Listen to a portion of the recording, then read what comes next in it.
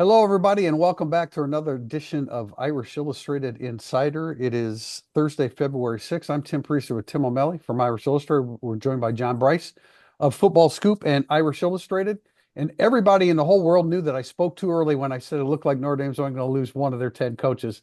These guys jumped on it right away. O'Malley's usually the first in line, and he was absolutely right because late last night, was when I was at least first alerted to the fact that Notre Dame running backs coach, former Notre Dame running backs coach, Deland McCullough would be taking a job with the Las Vegas Raiders as their running backs coach. And so now Notre Dame has a running back coach opening. We'll talk about that in a little bit. I think, guys, Deland McCullough being here 3 years Yeah. is about all you could have ever asked for and expected. He did a tremendous job. Uh, if you go back to Logan Diggs and developing him, of course, Audric Estime and the group of guys that they have now. He did a great job, but he's on to the NFL with Pete Carroll and the Las Vegas Raiders. I'll defer to JB to go longer on this, but I think a good point for fans to remember is you lost Al Golden to the job where you thought, well, if that job comes open, I totally get it. And then you lost Deland McCullough to one of two things: head coach at college football at a MAC level or a different level, or NFL. And so if Deland McCullough said, I'm going to go to UCLA to be the running backs coach, you'd be like, oh, wait, what's going on here? But now it's just like he wants to go back to the NFL. The only surprise, I guess, would be, is that a faster route to head coaching? Maybe it is. I don't know. Maybe that is a faster route to head coaching. You lead directly into my commentary, TO. Beautiful segue once again from you. And that is, yes, in speaking with people incredibly close to Deland late last night into this morning, there's zero question that this is a move being made because, as it was put to me, look, it's Pete Carroll. That guy's a Hall of Fame coach, and it's Chip Kelly. Adding those two guys to your resume Yeah, and list of people who will call and vouch for you on a head coaching job is a no-brainer. Then also, Deland McCullough got quite a handsome raise, and he was already making around 750 to 800 at Notre Dame. I think he's pushed up around seven figures with this deal. Nevada is a no income tax state, but this I don't want to imply this was anything about the money. The money is a nice bonus. This was an opportunity move for Deland McCullough. I can say that with 100% confidence. It particularly boils down to the Pete Carroll and Chip Kelly elements. And then the fact that he got a very handsome raise on top of that was just sort of the proverbial cherry on top. So tough loss for Notre Dame for sure. I think it all came together very quickly. And I know TP had asked me off camera about potential candidates, and I won't go into specific names. I know everyone's talking about Tony Alford, and Alford had interest. I know for certain in returning to Notre Dame in recent years. Had McCullough gotten a job sooner than now, but he's not been at Michigan even a full calendar year at this point in time, and he signed a 3-year deal with the Wolverines that pays him. I think he was college football's highest paid running backs coach this past year, or he was right at or near the top. I don't know what his buyout numbers are. I know for a fact he's got about 25 months left on his Michigan contract.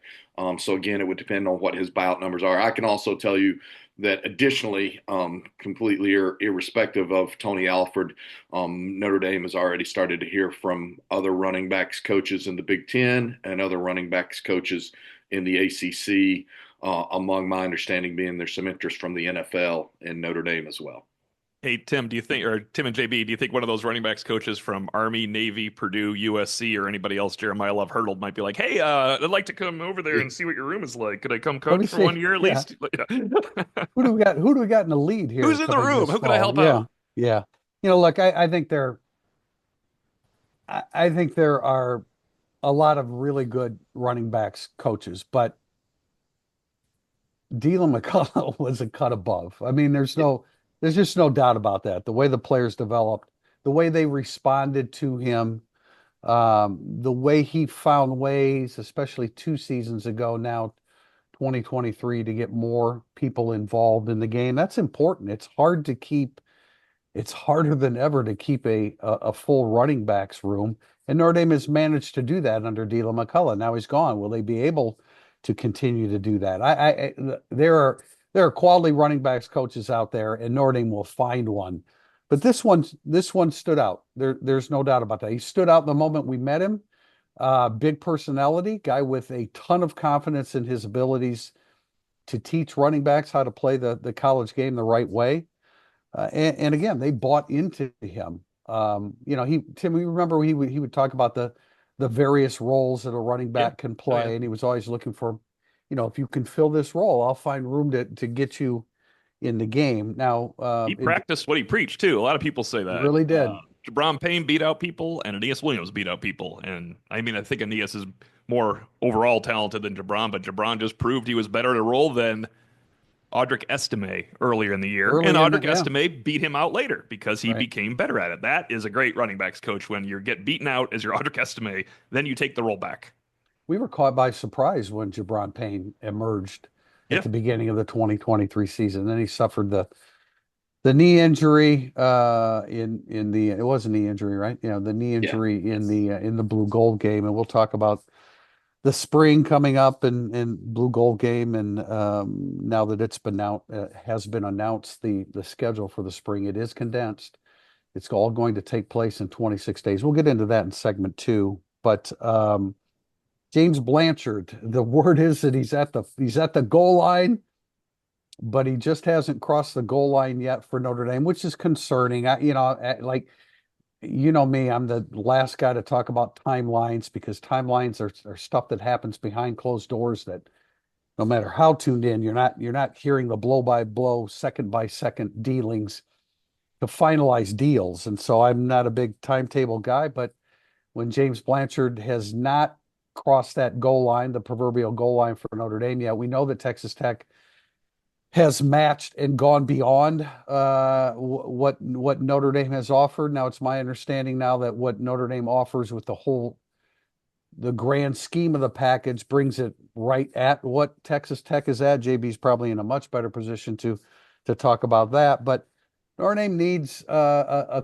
quality person to replace Chad Bowden, and by all accounts, James Blanchard is that guy. Can they bring him into the fold here very soon? Yeah, and I was told, as much as it seems like this progress or this process has dragged on considerably, I was told yesterday afternoon by people in direct contact with James Blanchard that I think Notre Dame has essentially given him till Sunday or through the weekend to decide. Now, he indicated he wouldn't take that long to make an ultimate decision. He's clearly Notre Dame, far and away Notre Dame's top choice. That's why they flew him up last weekend, put him up in the Morris Inn. That's why he was in the Goog on Sunday. Notre Dame made an initial offer. Eric Thomas with some fabulous insight on this, and then James Blanchard and his camp countered, and I think Notre Dame came back and probably more or less met that counter offer. And then Texas Tech came in with an offer even greater than Notre Dame's. Obviously, when you're looking at a resume, there's not a lot of comparison between Notre Dame on your resume and Texas Tech on your resume. And I say that having tremendous respect for Joey McGuire and that program, but Notre Dame is global and Texas Tech is not. So I do think there's benefits to having Notre Dame on your resume. The ball is 100% in the hands of James Blanchard, and he's got to decide. He's fashioned this incredible reputation throughout the state of Texas. He's a very strong personality. He believes in running his roster the way that he wants to run it and in his vision, and he doesn't wait on a lot of feedback from coaches. If he evals a guy and determines that guy deserves an offer, he makes the offer. He does not wait to get consent on it. I know that's an element that he discussed with Marcus Freeman when he was in last weekend and when they have spoken previously. So that's the latest. If something happens and James Blanchard doesn't come to Notre Dame, I don't think it will be a money issue. I think it will be fit and comfort and all of those things. But again, the offer's out there. It's a 3-year offer from Notre Dame. Eric Thomas and I both have that information. And Chad Bowden, when he exited, didn't have a 3-year contract from Notre Dame. So Notre Dame is typically not given contracts to its personnel people. Tim, it's funny because I've been calling for a GM to do just that, and when JB says it in that manner, I think to myself, Well, there's no way that's going to work out because of my. I mean, I love how Marcus Freeman runs his program too, and I just can't imagine Marcus Freeman not saying, like most coaches that are successful, no, no, no, no, no. I get the final say on this, Yeah, but I But would he agree has with that that. autonomy. But you, he does, yeah, of course. But general manager, like I guess my point with general manager was I don't want him knowing. I want him to be able to tell people like, I don't care how much you like this kid that's a junior now, he hasn't produced, blah blah blah. That's kind of my view of how down the line you must be. But boy, when you're bringing him into your program, I can't imagine it's not Marcus being like, let me go ahead and tell you how it's really going to go eventually. So I hope they get him. I really hope they get him. But I'm just laughing at myself for calling for it and now thinking, well, this can't work. Yeah, and I do want to specify he has that autonomy at Texas Tech. Like when he decides a kid gets an offer, that's the kid is offered. Like, and it happens. Like well, when see, I don't understand. Well, like I'm just only talking about Notre Dame. His relationship with Joey McGuire is what it is. I don't understand why you wouldn't run that by the head coach at Notre Dame if you came to Notre Dame. But whatever, be that as it may. JB, you said fit and comfort, and he is. I mean, he's originally from Texas. He Hey went to Tim, Lamar. I don't mean to interrupt you, but do you remember when Brian Kelly said he wanted a couple of like, for the lack of a better phrase, right of first refusal, where like he only listened to his guys, and then all of a sudden he'd be like, "No, I'm taking one of my exceptions right here." Maybe that is run. Maybe that's more of how Marcus Freeman runs it too. Like, I trust you, Deala McCullough. I trust you. Whoops. I trust you, Mike Mickens. I trust you, Chris I Ash. used to trust I you, used to Dealer trust you, McCullough. Deala McCullough. But however, on this case, I need to disagree. So maybe it's not that crazy what JB is saying. You know, No, I think it. I mean, I think it's great to have somebody. This is what I like about him is his ability. Um, to make these kind of yeah, determinations. I mean, yeah. he's trusted to do that. He's proven that. I just the last point I wanted to make about that, and then we'll go to another topic here is JB said fit and comfort. Uh, Blanchard's from Texas. He went to Lamar University in Beaumont, Texas, I believe it is. He's Home of got Damon five. Sweet. He's Damon got, Sweet. yeah, he's got Yeah. 5 kids. I imagine they're all quite young.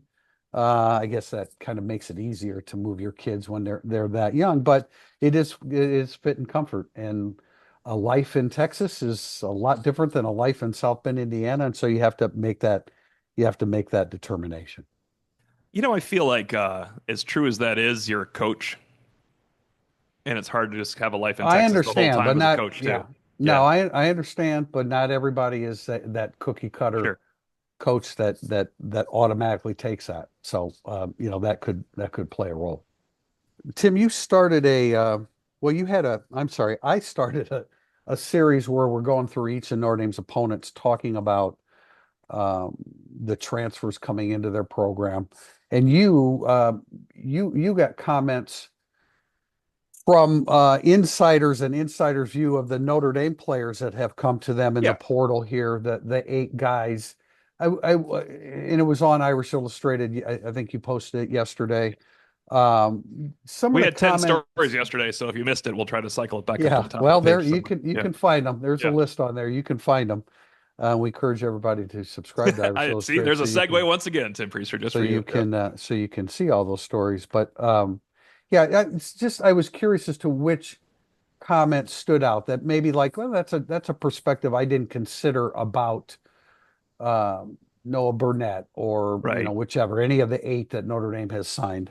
I thought it was interesting. Noah Burnett was the one that stood out, and it probably shouldn't because you look at stats for a kicker, and one year he was really good. But I thought the review of Noah Burnett was interesting when Adam from our North Carolina site at 24/7 said, and this is probably how you people look at Notre Dame too. He's like, personally, I was surprised Noah Burnett ended up with such an elite program offering him. I do defer, and I can't believe I'm saying this because it took 1 year for me to do this. I kind of defer to Marty Biaggi on what he sees in these in Burnett. Yeah, I think if you had your especially a kicker. Yeah, especially a kicker, and especially because you could go get a kicker right now if you're Marty Biaggi. It's not like he had trouble finding a kicker. He just brought in Mitch Jeter. They obviously paid for Mitch. They were in the championship game. If he told Marcus, "Hey man, we're gonna go get the best kicker again," I think Marcus would be like, "Yeah, I think you've proven we kind of need that." So I really feel like they targeted Burnett. They must have targeted Burnett and gone after him. I'm really intrigued about Fields because Jackie from Wahoo's 24/7. We've worked with her since the old days of Notre Dame being the hmm Elite Eight in basketball. The old days of Notre Dame being the Elite Eight in I basketball. met her. I guess, I met her on the road. yeah, yeah. The Elite Eight. Back when we used to have fun ACC tournament games. But she kind of mentioned like what a locker room presence in person Fields is. That's great because you're looking for fit. And when you see a guy like Fields pop up, whether this is accurate or not, pop up on Twitter as top 10 transfer portal additions to make a splash, and Malachi Fields is one of the 10, I was like, whoa. I mean, I know that doesn't mean it's accurate, but that means he's considered in that situation. And I just think that's a step above what you got when you got Chris Mitchell from a lower level, Bo Collins, who was a good competitive player from Clemson, competitive piece. We loved Malachi Fields in our one viewing of him and watching him on tape before that game. But to hear someone say like he is extremely well respected in that locker room, and Priester, you pointed out, I mean, I made jokes about Anthony Calandria, but I mean, if you're wondering why his numbers aren't incredible, Anthony Calandria is not a good enough Well, quarterback to make your yeah, he numbers still had incredible. about 130 receptions at Yeah. Virginia. But what I loved about him was, I mean, it is just he's demonstrative going for the football. He's Yeah. got big clamp hands and he goes and gets the football and attacks it. And that's one of the things that I really like about him. But that was not a catch. We should remind him of that when we see him for the first time. No, of course it wasn't. Like everybody was like, yeah, but that wasn't a catch. Well, we know it wasn't, but that doesn't mean that Malachi Fields isn't good. No, If no, of course. people remember that people were on edge because of the fake that was called back because Yeah. of the way Jack Kaiser took the snap. And so yeah, and what else? There was something else. Was that the game where Hurleman dropped the punt into the hands of Well, that the was the game where, yeah, it right? was. That was the Yeah, one. that was, Yeah, yeah. And that wasn't called correctly. Yeah, Yeah, that wasn't called correctly by the officials. And so people were a little salty about that whole game with the officiating. And it stemmed from that fake that was nullified. But I am going to be writing about JB. I'm sorry, I'm gonna let you chime in here, but start a series about the transfer portal guys. Purdue has 24 new players coming into their program with a new coach. they need about 86. They need a bunch, but they do have a new head coach in Barry Odom, who does have some success in his background at Missouri and UNLV. So it'll be interesting. But they have the most. I wrote these down somewhere, and I thought, oh, there it is. I'm sorry, Purdue has 28 transfers, with a chance, of course, of adding more. Arkansas has 22. Texas A&M has 14, including KC Concepcion, the receiver from NC State, who's also a return man. I forgot about that addition. Yeah, he's sensational. Mhm. And even Stanford has added 12 guys this year, which is out of the norm for them. Most of these teams, the only team I didn't look at Navy because that doesn't quite translate. Boise only has 7, but every other Notre Dame opponent outside of Navy has double-digit transfers coming in. Stanford got 12, huh? Stanford got 12. I'm sorry, Syracuse only had 7. They must have a bunch of guys. I'm not deep enough into the opponent dive yet to know exactly who's coming back from their 2024 team. But yeah, 28 for Purdue. So Barry Odom is attempting to do what you're asking, Tim, is to transform that roster that they have. JB, I'm sorry here. No, you're good. I really like, unrelated really to Notre Dame, but you brought up Purdue. I do like Barry Odom's staff. Obviously, he's very defensive minded. I'm curious to see the fit of Josh Henson, whom he lured away from USC to become Purdue's new offensive coordinator. The Carson guy, I think, is their running backs coach. Been very impressed by him. They brought back Bilal Marshall to help coach wide receivers. He was West Virginia's wide receivers coach, but he played wide receiver under GP and some of those guys at Purdue previously. I think he's one of the top young wide receivers coaches. So intrigued by Purdue. And then to note on Stanford, T.O., and this kind of ties into our Monday discussion about why that Notre Dame game is not going to be played in the Rose Bowl because Stanford didn't want to give up a 6th game. Talking with people, Stanford realizes it's a real inflection point season for them. They want to see Troy Taylor become successful and get the program back on stable footing. There were flashes, especially early in the season last year, and then it really dissolved for the Cardinal. So they are trying to do something. They're not compromising who they are necessarily, but they're trying to be a bit more flexible, and we see that in the 12 transfers, and a bit more devoted to the program, and we see that in them refusing to move the game to the Rose Bowl. So a real key season for Stanford football this year in terms of what Notre Dame's getting, on Burnett, the kicker. He's made more than 79% of his career field goals, and he's only ever had 2 kicks blocked. He was second team All ACC a year ago. Then he was 15 for 21 kicking the triples this year. I know Larry Porter relatively well. He likes him, spoke very highly of him, and so I think that's a net plus for Notre Dame. We'll see. He obviously has to perform, but I like that addition. Malachi Fields, we've talked about a lot. He wanted a change of scenery to get out of Charlottesville. That's where he grew up. I think he left money on the table from a number of people to come to Notre Dame because he believes in the opportunity here. I think that's significant. His relationship with Mike Brown was really key in Malachi choosing to come to Notre Dame. As we've noted, he wasn't particularly healthy to close the season last year. That probably helped Notre Dame completely land him and helped fend off some programs that could have potentially thrown insane money at him. And then he's got to get fully healthy this spring, as we've already outlined. But yeah, he's got big time potential. He's got a great frame. His catch radius is something that coaches point out to me. So I think all of those elements are significant. And as long as he gets healthy, I think he's got a chance to be a big impact for Notre Dame. Tim, Hey, I don't know if I saw any of those evaluations that differed from the way I evaluated them. I mean, Devontae Smith being hyper physical and yeah, aggressive, no, I think so too. Jared Dawson's upside, He I mentioned, mean, I know he mentioned Devontae Smith was good in coverage, not great, not bad, but good. I would like to see that now at Notre Dame under a different scheme. And it's not like Alabama usually plays great defense. They didn't last year, but I'd like to. Jordan Clark ended up being great in coverage. Like yeah, for Devontae Smith is a more at the line of scrimmage guy. yes, yeah, yeah. You got to cover at some point too. No That's so it's doubt. really No interesting. But doubt. he could make an impact. Jordan Clark ended up being more physical than we thought he was going to be too. Yeah. He attacked when he had a chance. Hey, I forgot. C.J. Williams is one of the Stanford transfers. The Is old that US, yeah, the Notre Dame to USC to is that right? Wisconsin to Well, Wisconsin to Stanford. And I looked, there's only 2 guys from the Ivy League, so they're actually getting transfers. There's one guy from Yale and one guy from Dartmouth. they need CJ Williams. They do. We'll To be C.J. Williams is what they yeah, need, though. exactly. We'll Yeah. be back. Segment 2 coming up, burning up the boards. Welcome back to segment 2, Burning Up the Boards. Our first question from the esteemed Not Jay Tefel.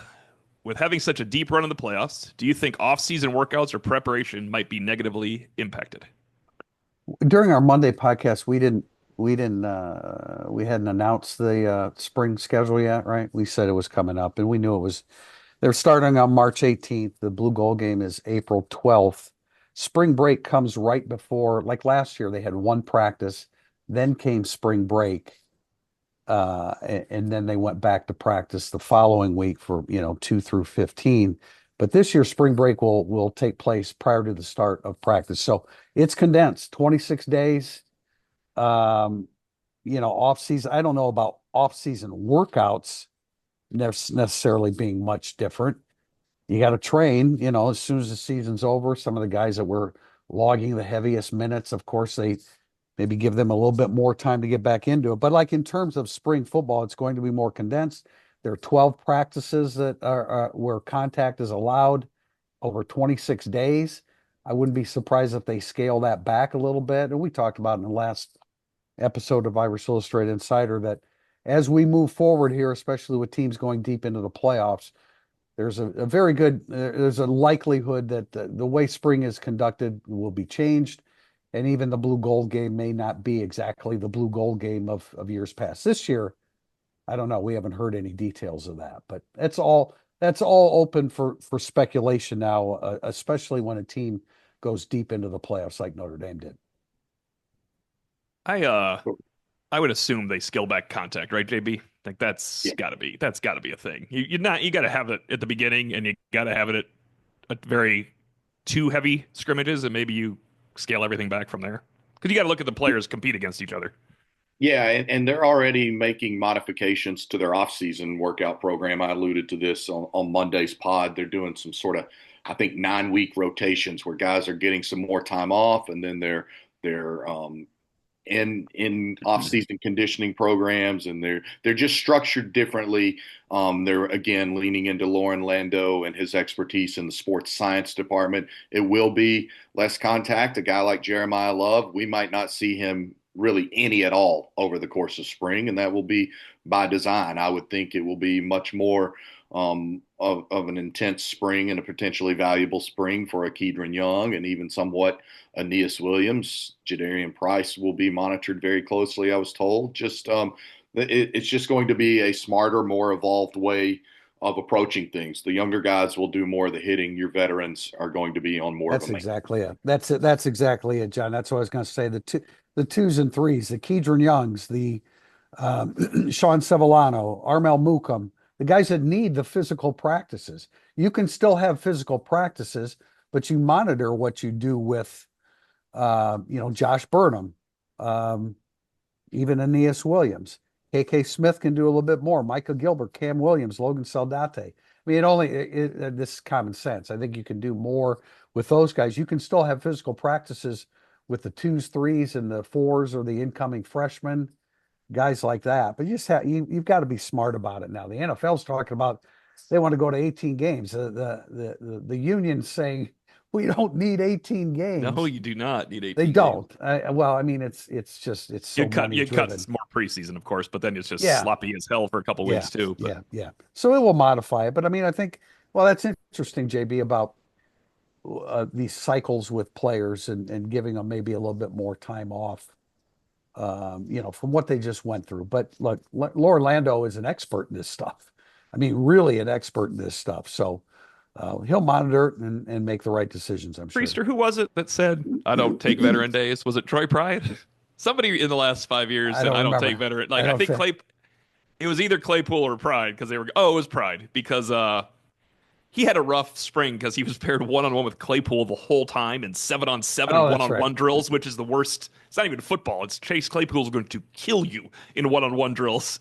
And people like came up to Pride and asked him about it. He's like, yeah, some guys weren't out there for veteran days. I don't take veteran days, man. It's just like I think that's now they make you take a veteran day. That is a Yeah. thing of the past where you say I'm not taking a veteran day. And he may have felt differently had he played, Indiana, Georgia, and Penn State Yes. and Yeah. Ohio State as well. Question from BL Casper, and what are the biggest needs to accomplish during spring ball?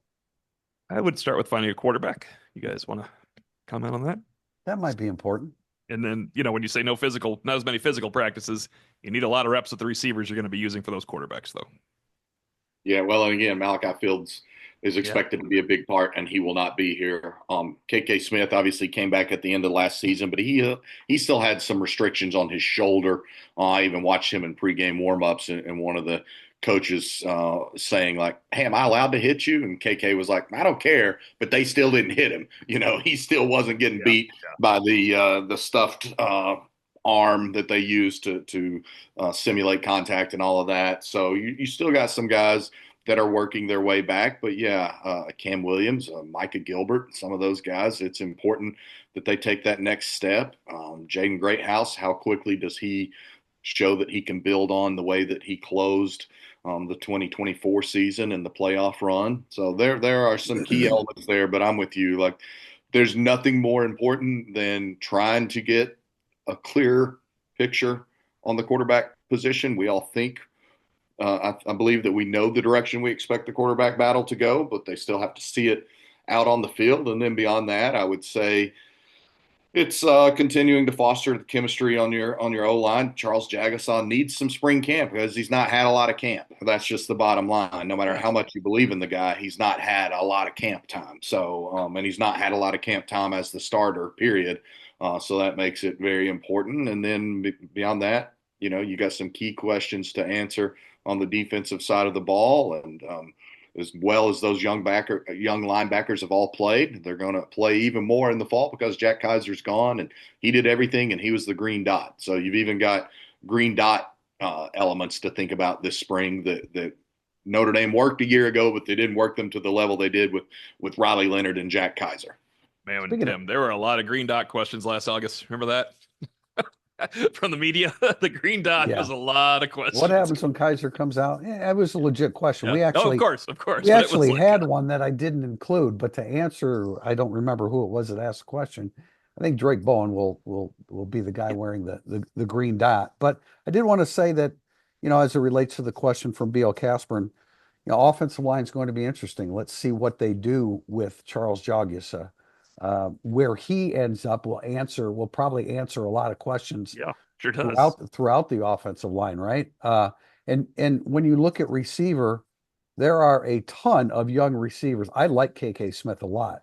The little that we've seen, Tim, I want to point out, I'm glad you said his name. This is his second shoulder injury, remember, though. yeah, He missed his whole first season with the shoulder injury. He yeah. then hurt his shoulder last season. So he's entering year three. He's had two. I know people are wondering why it's a big deal. I mean, he's had two. He had surgery that stopped him from playing at all as a freshman until like the end, right? December, I think he got in there. Mhm. But so he's really, that's why they're being so careful. Yeah, no doubt. But he is one of, and again, you monitor that, you throw him the football, you limit the contact, but he's one of a ton of young receivers. And we've said it, JB and I both said Micah Gilbert, Cam Williams, Logan Saldate, but also three early entry freshmen and Right. Jerome Bettis Jr., Scrap Richardson, and Elijah Burris. I'm really interested to see Elijah Burris because I think his upside is really high. So you can run those young guys out there.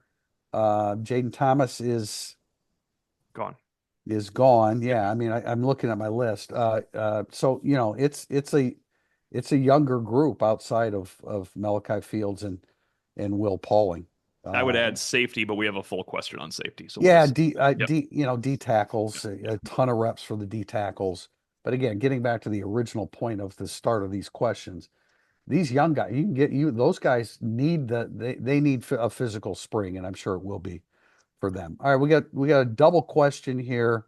One from Just JP. Chad Bowden going to USC is one thing. Now with Zaire Turner and Dre Brown also going, does that lead you to thinking that the department at Notre Dame was not as harmonious within the program? I'm dying to get O'Malley's response on the discord that was in the recruiting room. That's one of his favorite questions about Discord. Anyway, and the other question with this is from Irish Jet, and that is, what does the crew make of Chad Bowden's brash statements at his press conference that seemed to dig at Notre Dame? Was there a strained relationship between Bowden and Freeman? It seems strange for Bowden to take shots at Notre Dame on the way out the door, and in my opinion, he made oddly personal statements rather than typical rivalry chatter. Whew, got a lot there, boys. JB, you start, No, please. you guys go ahead, and Okay, then all I'll right. I'll chime in last. All right. I'd like to point out with the on the way out the door situation, and this is tongue in cheek, but it's also serious. As the talented but troubled 1988 Manhattan area bartender Doug Coughlin once said, all things end badly, otherwise they wouldn't end. There didn't have to be a lot of discord throughout the year in the room, but on the way out, things ended badly, and that's fine. I think that's what happens when someone leaves for a competitor and a giant raise, and you choose to let them go, or you have a conversation about leaving. I don't think it's that weird. I think I respect what Chad Bowden did. I mentioned there's a lot of harangue over this for a position that didn't exist 1.5 years ago at Notre Dame. That it's who has to come in and replace it. It is ever evolving and changing because they had a really good recruiting coordinator in Chad Bowden that Marcus Freeman absolutely 100% last June of 2023. Sorry, June of 2023 did not want to part with. He became the general manager because of that, because he was the most qualified person there to become the general manager by far. I said at the time, I don't care how good a recruiting coordinator you are. This is two jobs, man. This is two jobs. And I think when someone's going to leave you like that and you have issues with it, there's going to be more issues bubbling to the top. I was surprised since he went to USC that it was said that way, because USC is Notre Dame's chief rival. It's just different when you go to USC. I mean, it's not like the level of Brian Kelly, because of course Brian Kelly being the head coach saying something like that. But when you go to USC, that's their chief rival. But I mean, Chad spent time out in California, like right after college, JB. To say when Chad spent time out at USC, I'm sure he has probably always thought I'd like to be involved with the USC's program. It's okay. It's okay to want to be involved with another program. Yeah, I don't, when Notre Dame signed the early signing period and Chad Bowden came in and talked, I found him to be a little bit uncomfortable in front of the mic. He was a little bit nervous that day, and so I don't necessarily take what he said about me and my wife. I told her the other day, this is the happiest I've been in a very long time. He quadrupled his paycheck. I mean, that has something to do with it. Most And of then it to do with it, yeah, probably. yeah. So yeah, most of it. And then he said USC, it meant more to me. Look, I don't, as a Notre Dame person, I don't particularly care for those comments, and we'll see on October 18th in Notre Dame Stadium and see how everything works out. But I don't think people should necessarily take that too personally. I don't think it was intended that way. Yeah. I could be wrong. The I other mean, thing that Marcus kind of said something once he didn't mean about Ohio State too, the exact way when you pull the quote out, like "This is the best. This has always been a dream" or something like that. A number one spot. Well, of course it is. It's your new spot, man. I mean, I don't know yeah, if Chad Bowden was Tommy Reese and he said, "I've always want this is means more to me than Notre Dame" or something like that, it'd be a little different than that would Chad be Bowden. different. The Yeah. other thing was that I was told by Notre Dame that, yeah, I mean, Chad tried, he got Zaire Turner to go with him. I'm sure she got a massive pay increase as well. Dre Brown wasn't with Notre Dame anymore. Anyway, the point was made to me that Right. he tried to take other people. He tried to take NIL people with him, and those people stayed very loyal to Notre Dame. So I'm not reading too much into it. Do I like, I mean, I've done this, I've spent my whole life here and I've done this job for 43 years. And when somebody says something that sounds a little bit negative about Notre Dame, no, I don't like it, but I really don't. And JB could speak to this I better. I mean, I don't think that it was meant as personal as it was. And if it is, we'll see your ass on October 18th. But like I would try to take people with me I trusted too. He's getting a Sure. new role, a new, he can he's like, "Hey, let's everything we talked about that we liked together, let's employ that at our new place." All the stuff you didn't like it. You don't bring up all the stuff you liked at Notre Dame. You bring up all the stuff you didn't like about how something was run and say, "We're going to get rid of all that and just do what we like." That's a great sales pitch.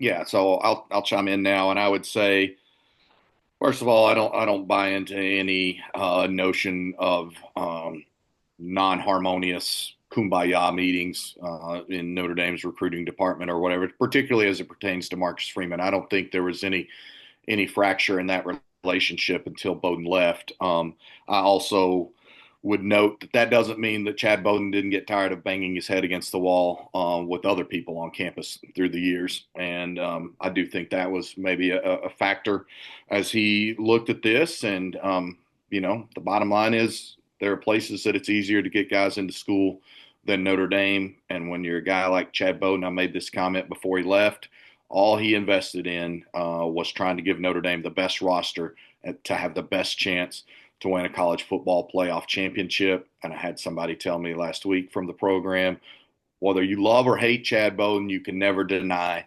everything he did was to try to make Notre Dame better, to try to give Notre Dame a chance to win. Zaire Turner is gone because not only did she get a massive raise, but she got a multi-year deal. And again, that's something that Notre Dame has not done in the top position, let alone some of those reporting positions. Chad Bowden is gone not only because he quadrupled his salary and has more autonomy than he ever remotely had or was going to ever have at Notre Dame.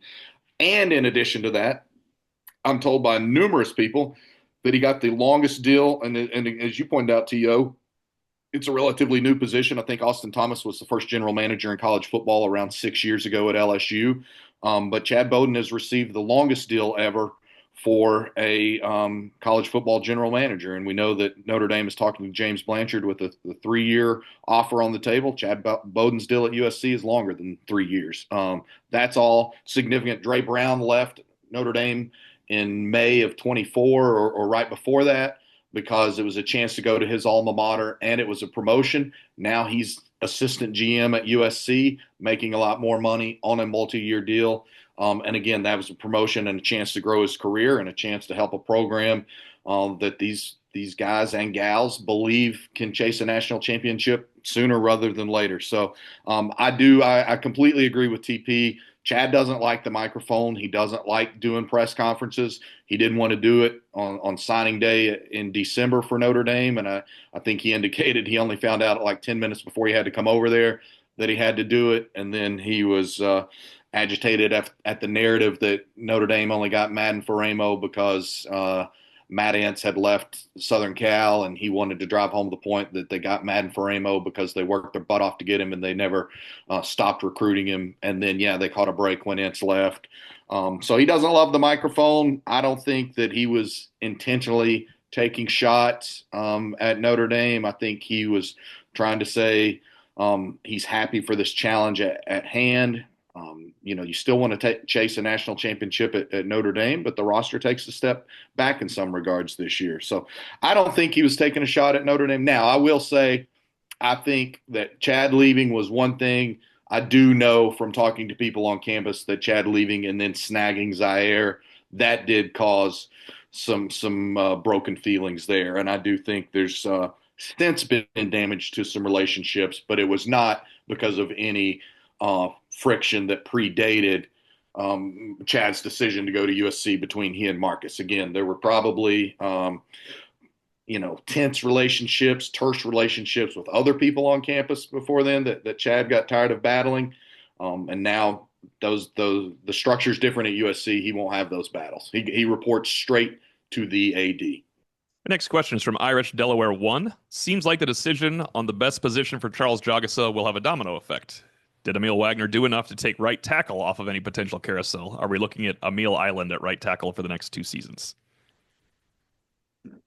Well, it wasn't Emil Island against Ohio State per se, but or against Penn State at times. But no, he did it. It wasn't Emil Island. It wasn't anybody's island against Abdul Carter this season, so that's No, not there's no Emil doubt. Island's. That's not his fault. Yeah, no doubt about it. I think he needs to get stronger. I mean, he needs to be a guy that they can run behind a little bit more. But as a run blocker, or I'm sorry, as a pass blocker, but even as a run blocker, he didn't lunge. I use that term all the time, but he stays balanced. I mean, he's really good, and there's no reason to look to change him. I don't think. And Jagusa, look, Notre Dame just had three interior offensive linemen leave the program.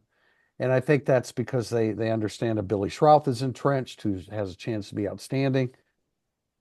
And then if you move Jagusa inside, that has a chance to be one of the best guard tandems in the country.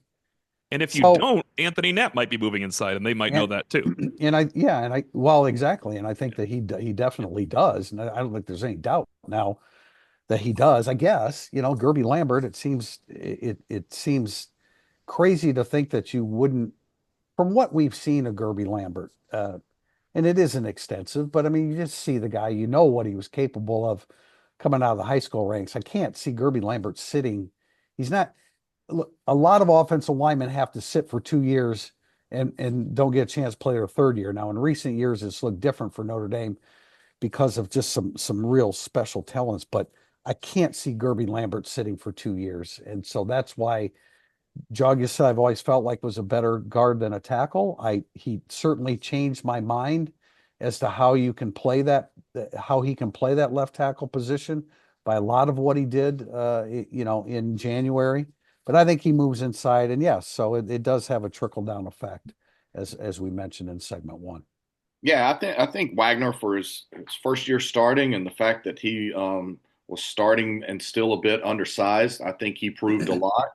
He got stronger. He managed to get stronger and bigger as the season went on. We talked to him about that. He noted that. He looked, you could tell he'd changed his body some, even in the midst of the longest season in the long history of Notre Dame football. He still found a way to add some muscle mass and to change his body some over the course of the season. I think he'll continue to do that. Yeah, I think you feel very comfortable moving forward with Emil Island out there on your right flank. And then I think the potential interior trio of Schrouth, Craig, and Jagasaw has to be incredibly tantalizing and has to be 3 guys that Notre Dame has indicated believes all 3 could be NFL players at some point in time. And then, yeah, you give Gerby Lambert every chance in the world to go win the left tackle spot. And we know that Anthony Knapp didn't finish the year healthy. And I think to the extent of his injury, I'm pretty sure he was in a cast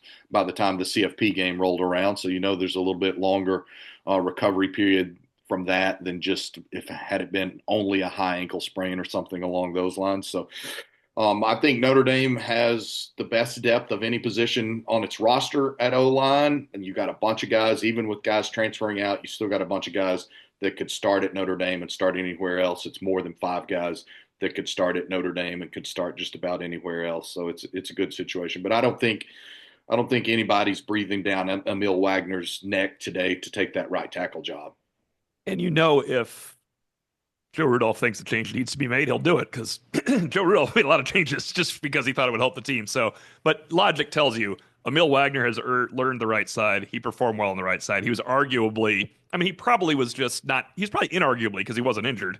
Notre Dame's best offensive lineman last year overall. Like Shrouth missed games and he was hurt in games. He was playing injured. Ashton Craig missed games. And Ashton Craig missed the season. So you got to vote Wagner as the top lineman. I think I would keep it that way, that he would be your right tackle. And one thing, Rudolph was not talking about Wagner before we go to the next question, but he did tell me, talking about Sam Pendleton, talking about JB, help me think of other guys. Oh, Jagasa, obviously, move from right to left, left to right. He said some guys can do it. Charles Jagasa is one of those guys. Maybe Emil Wagner wouldn't do great moving to left tackle either. I am all for keeping Emil Wagner on the right side and developing there. Especially, I think, to your point, T.O., and it's a really good one. You want Emil where he's most comfortable because in the fall, no matter who it is, it's going to be a first-time, full-time starting quarterback, and you need to know that guy on his right flank is really comfortable and going to be protecting him and not letting people get routine free releases to blow up your first-year starting quarterback. Sorry, I had some technical difficulties there. I knocked my light over. Okay, question from It makes more sense now that that move was made. Irish from A2. Do you believe Notre Dame's playoff run has given them credibility with the playoff selection committee for future seasons? Yes, I don't think I do. Okay. They're all human. Yeah, I mean, I don't buy into that notion because the committee says how much it tries to strive making it only about that year. And even a year ago when Georgia was left out and Georgia was back-to-back defending national champs at that point in time, they got left out of the playoffs because they lost late in the year. You think Georgia didn't have credibility with the CFP selection committee as a two-time defending champ that had set records for most consecutive SEC wins and gone and played for the SEC championship and then lost on the last weekend of the regular season and didn't make the playoffs? Now, that was only a 4-team playoff. So Notre Dame certainly erased a bunch of negative narratives about the program. Yes. I strongly, absolutely, very strongly believe in that. I don't think ultimately it means a damn thing when Selection Sunday 2025 rolls around in December. Well, remember the committee. I mean, the committee changes. There could be some holdovers from last year, but the committee generally changes. So, but just what you said, JB. I mean, has Notre Dame planted the seed that, well, if you put them in the playoffs, they're capable of making a deep run no matter who they play. They just did that. So I think that I really wanted that field goal to miss, Tim, for Notre Dame to have a chance to win that game at the end, even if they didn't even score a touchdown, because then your Notre Dame is playing to win a national title on the last drive. Yeah. It is just different. I know that they played great in the second half or the bottom of the second half. It would have been such a different thing to see 31-23 with Notre Dame with the ball, even in dire straits with 1 minute and one timeout, or 1 minute, no timeouts. But what about 31-29 with a chance with a 2-point conversion? Still right there. Yeah, but that's a harder task. You got to go down and score. I'm saying just 31-23, 1 minute, no timeouts. Let's see what you can do. It's just a different feeling. It was unfortunate for any narrative that doesn't matter. It was unfortunate for that narrative. Yeah. All right, a quick hit question and response here from Andy Davis. What's Kahanu Kia's role for 2025 and beyond? Kia injured his knee in the summer. He had surgery at the end of July. I think it's still kind of up in the air. You got a new defensive coordinator. He's played some defensive end. It looked like he was going to play linebacker this year. I don't know that we can really answer that right now. Yeah, I think. Yeah, I was just going to say, I think he can become a core special teams guy, and then what can he do beyond that? I think that's the first step for him. He has to prove he can be a reliable core special teams guy in 25, and then a chance to grow his role once he earns trust from that. Yeah, you got Preston Zinter at linebacker, who couldn't get on the field last year because they were so good, and Madden Framo just joined the group. He's going to get on the field, I'm pretty sure.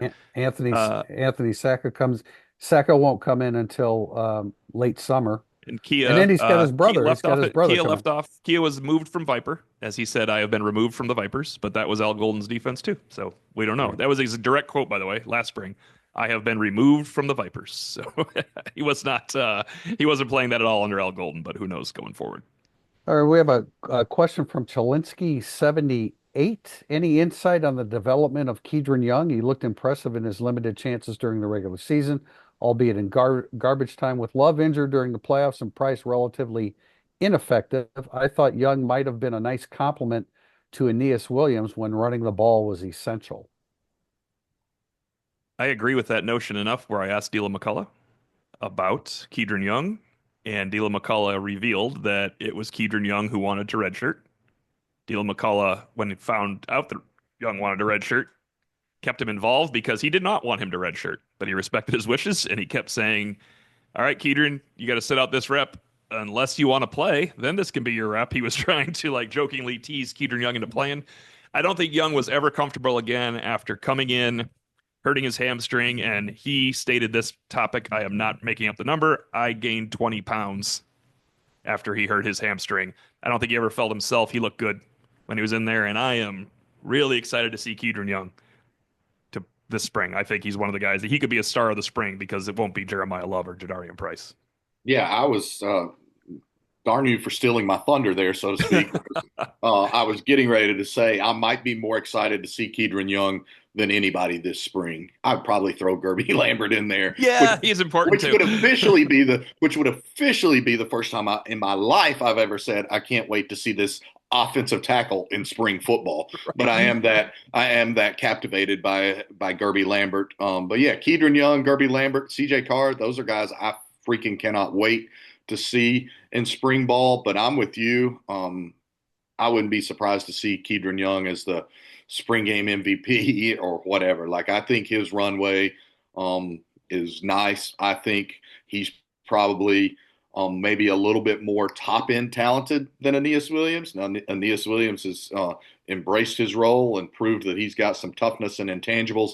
That the Aeneas floor is like high as you can raise your floor right here. That's the difference between those, I think.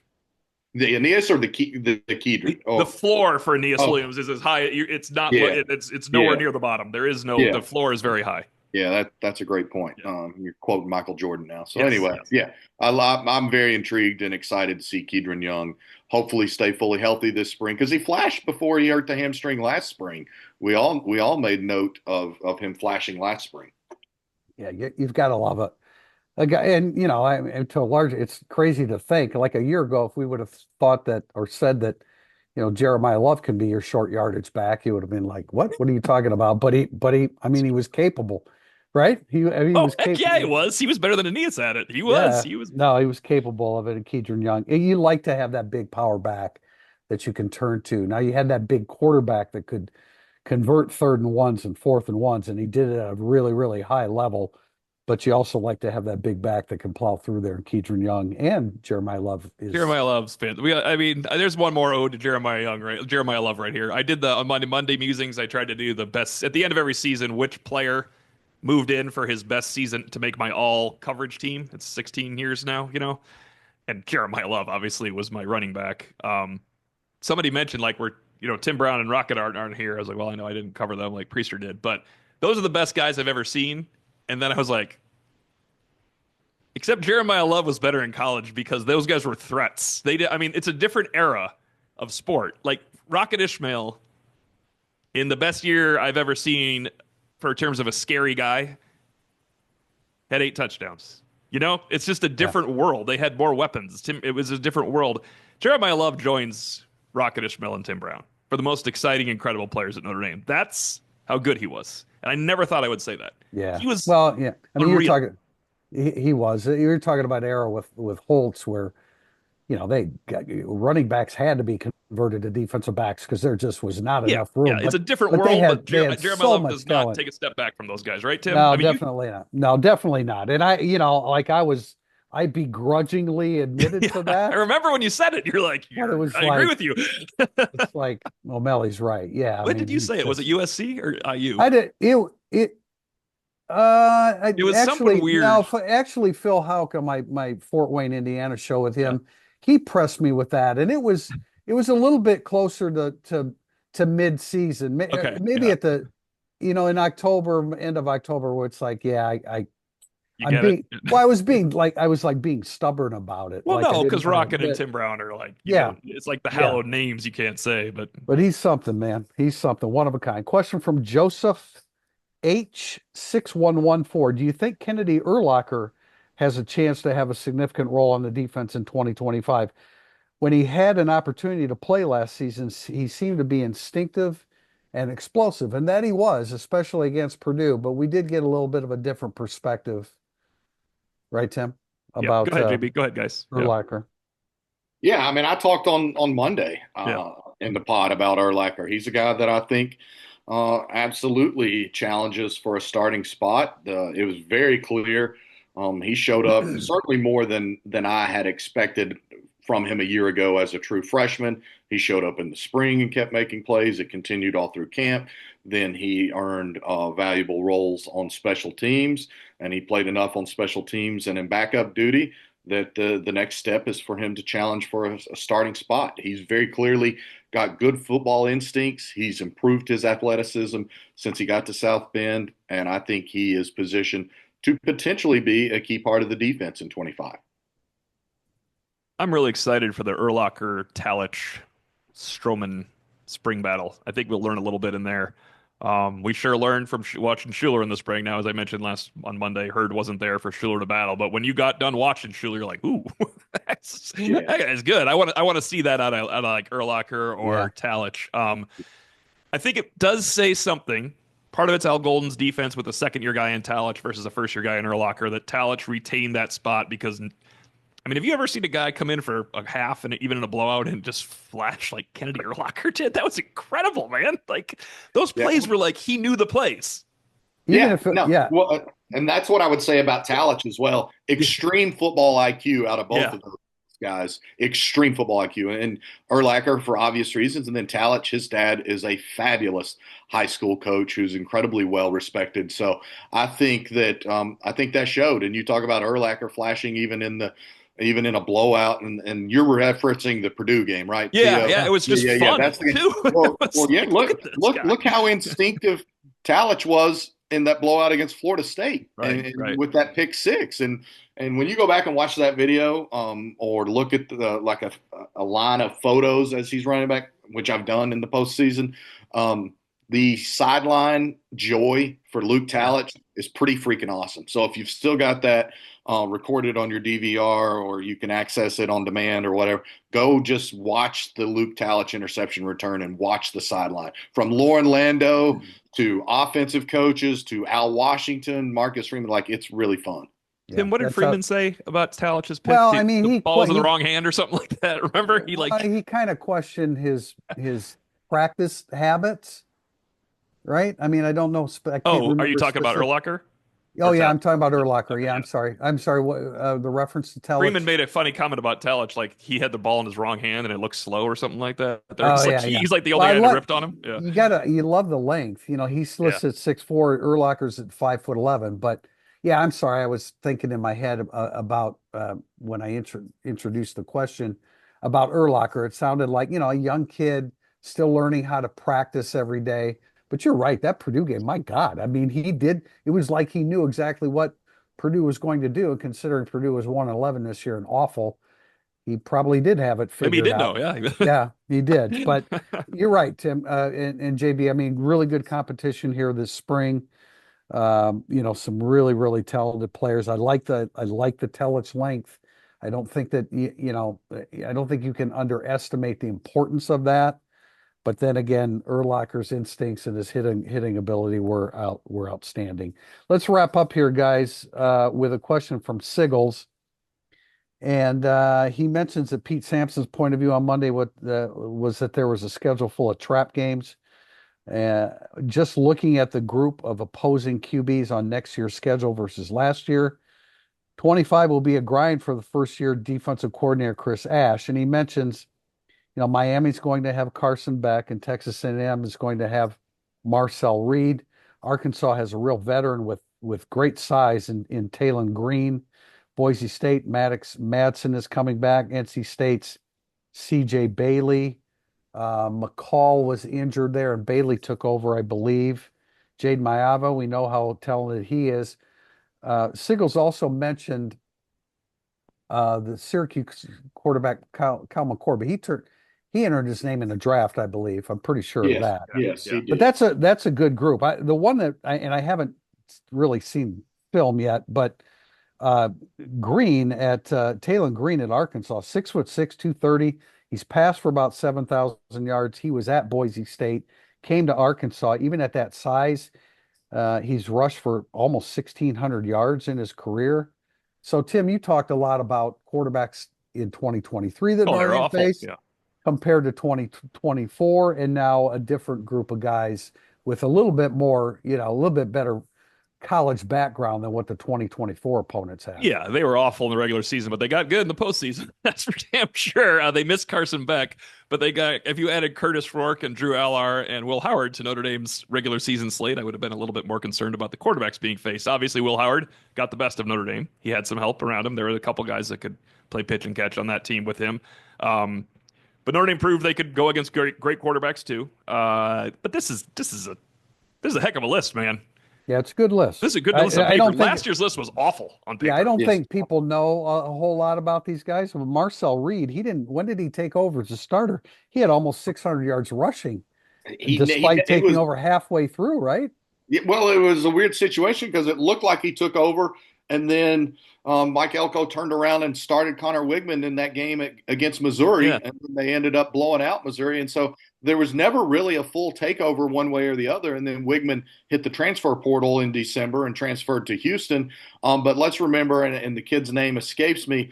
I'm not going to anoint Marcel Reed, Texas A&M's permanent starting quarterback right now, because I think it's going to be a competition in the spring, and the 4-star or maybe even 5-star or top 100 player that A&M signed in December out of Florida reclassified. Remember, he was a 26 kid, reclassified to 25, and has enrolled at Texas A&M in January and will try to compete for the starting job right away. A guy who's supposed to be Brady going Hart, right? into, yes, a Brady guy Hart. who's supposed to be finishing his junior year of high school will go into spring camp seeking to at least try to battle for the starting spot for the Texas A&M Aggies. So Marcel Reed is dangerous, not as precise with his passing as what they want, but yeah, he's a dangerous weapon for sure. But I'm not ready to dub him definitely Texas A&M starter in the fall. And then Carson Beck, now that he's transferred, I've talked to enough people in the program at Notre Dame to know they're pretty excited they get to face him. So we'll see how that translates in 6.5 months. But here today in the second week of February or whatever it is, first week, I don't know, it all runs together. But Notre Dame looks forward to the challenge.